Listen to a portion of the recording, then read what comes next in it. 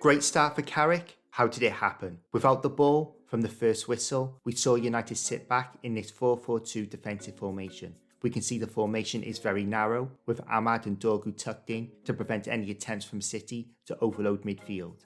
And the fullbacks are tucked in, giving up City's wide men. I say United sat back, but when City started to play square balls or pause on the ball, that was a trigger not to full on press, but to put pressure on the ball. The ball has just got to Ake. He's having a look. So Ahmad and Casemiro push up. Ake to Rodri, and then Rodri back to Ake. Has triggered United to push up the pitch. And we can see this red wall of pressure on City's build-up.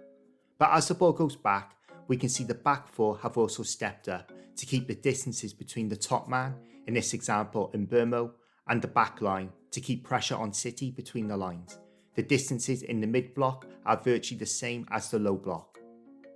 Here, we again have this compact 4-4-2 squeezing the space between the lines, but there was a lot of coordination within this.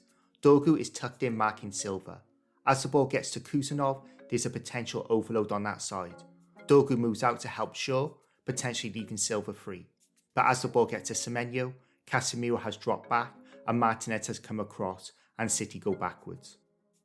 I mentioned earlier about how United gave up City's wide men, but when the ball went out to them, how did United defend? As the ball is being switched to United's left, we can see the narrowness of Shaw marking Foden and Dorgu leaving Semenyo in acres. As the ball gets to Semenyo, Shaw has come out and Dorgu dropped in behind to cover the half space. On the other side, with Dalot and Ahmad narrow, leaves Doku free.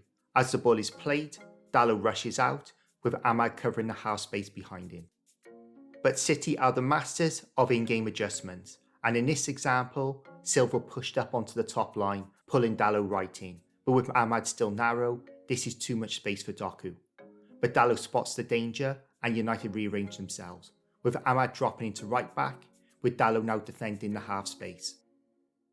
The hustle from United was great throughout the game, but Mainu, who has been questioned without the ball, contributed a lot to this performance. Foden is in a pocket with that space behind, but we can already see Mainu on the front foot.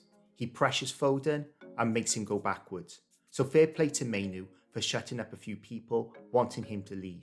As we just saw, United mainly set up with a 4-4-2 without the ball, but with the ball, the rotation of Fernandes dropping off the top line into midfield, and Mbeumo dropping into a pocket off the top line, and Dorgu and Ahmad both pushing right up onto the top line, caused City all sorts of issues. Here, we can see Fernandes and Dorgu have rotated the positions they defended from, and Mbeumo has dropped off the top line.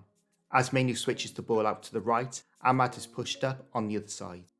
In this example, Fernandes again drops off the top line into midfield, and Mbeumo gets on the ball in that pocket, with Ahmad and Dorgu beyond as the furthest players forward, and we can see the issues this caused City. Despite having a spare man, no one drops out with Mbeumo.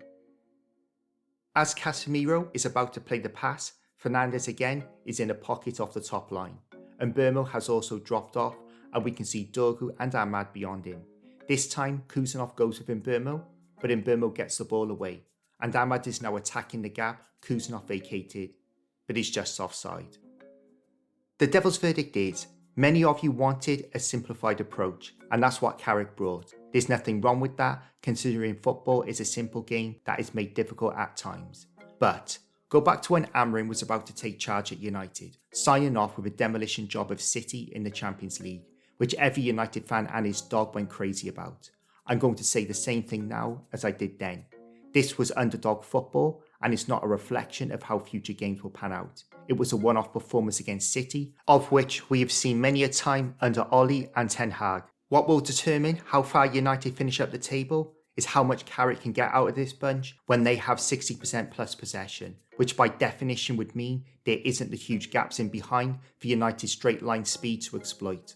It's going to be interesting to see if this lineup was for this game specifically. Having out-and-out wide men in the team was good for this counter-attacking performance, but in my opinion, United will need the technical ability of Mount and Cunha in the final third in games where United have the superior possession, but time will tell on that.